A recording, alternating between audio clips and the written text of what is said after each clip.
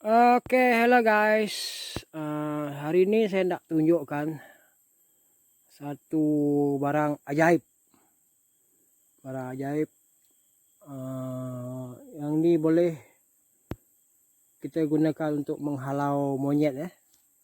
Seperti yang tuan-tuan tengok, saya punya tempat ini jauh daripada orang ramai ya, sangat jauh. Jalan kaki sini lebih kurang 45 menit. Kalau saya setengah jam lah. Tapi rata-rata orang lain 45 menit sehingga 1 jam. Oke, ini kita tengok pisang ya, pisang. Saya punya pisang. Pisang.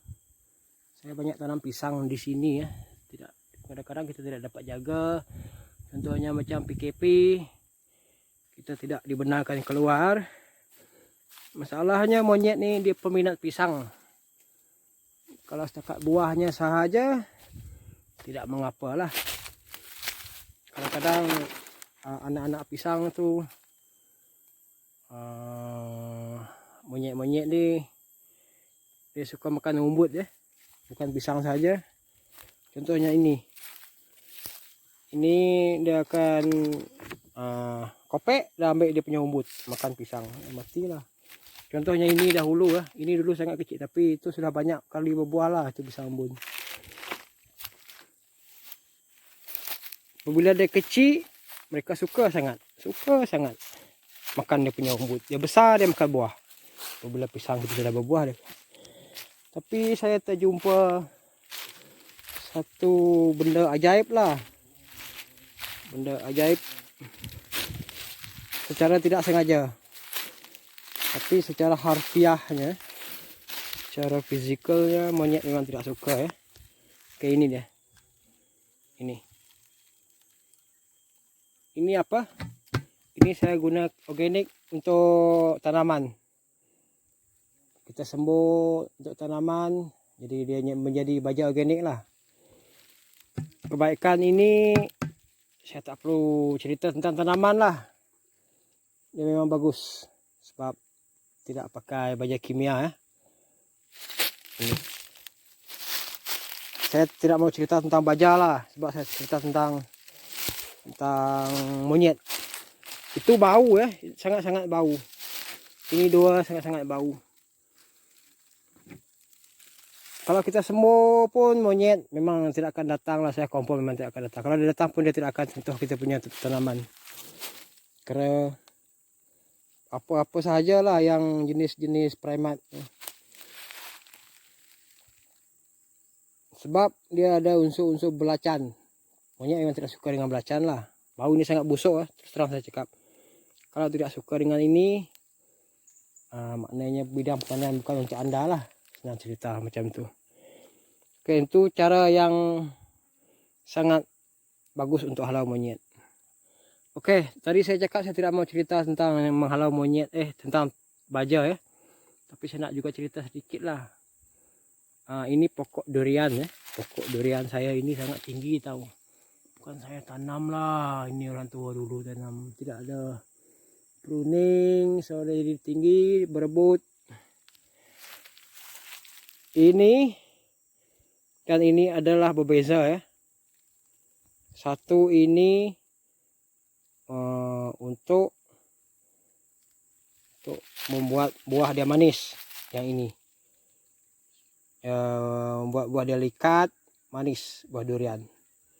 Dan juga buah-buahan lain lah. Dan dia kalau kita tambahkan ini dekat dia punya pohon itu, contohnya itu dabai ya, dabai saya itu sekarang dia tengah berbuah. Kalau ikut perkiraan di dalam bulan 7 saya sudah tambahkan ini supaya mempercepatkan dia punya kematangan. Jadi dia akan lebih awal masak lah. Itu perkiraannya. Kalau saya tabur awal lagi awal saya sembur, lagi awal lah saya punya buah itu masak daripada orang lain. Tapi masalahnya saya tidak mau buat dia terlalu awal lah. Kalau dia terlalu awal, buah dia masih kecil membesar, dia sudah masak, kurang berat. Itulah kita kena pandai-pandai lah.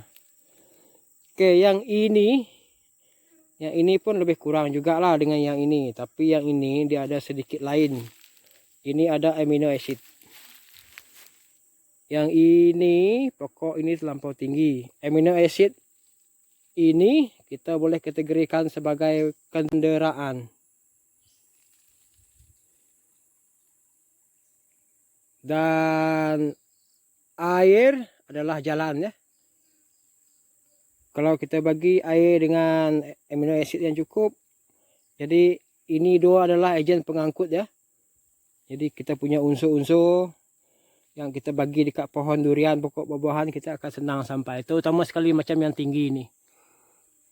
Jadi nak kena belajar juga lah ilmu pembajaan ni. Saya nak cerita banyak pun, saya sedikit kedekut punya orang lah, senang cakap. Sebab kalau saya cerita, orang tidak akan percaya. Lebih baik kalau datang sini, baru saya betul-betul mau cerita. Maknanya orang itu betul-betul mau belajar. Kalau saya tengok dekat YouTube, semua orang boleh. Berapa ratus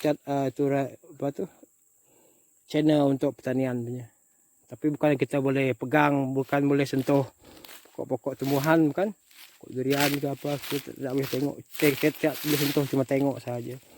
Kalau datang sini boleh rasa macam mana, boleh kutip, boleh tengok macam mana yang bagus, macam mana yang tidak bagus.